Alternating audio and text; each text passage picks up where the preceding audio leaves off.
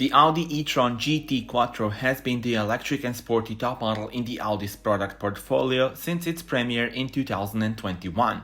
The new version significantly improved the sporty vehicle's range, performance, charging and handling. Here you can see the Audi S e-TRON GT. It looks elegant and sporty and features updated design and technology. The maximum total output of the drive system in this model is 500 kilowatts, 679 PS. It accelerates from 0 to 100 km per hour in 3.4 seconds and reaches a top speed of 245 km per hour.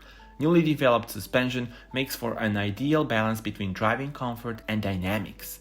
Audi has increased the maximum charging power by 50 kilowatts to 320 kilowatts. In as fast as 10 minutes, the battery recharges to a range of up to 280 kilometers. Price for the S e-TRON GT starts at €126,000. Tell me in the comments how do you like the car.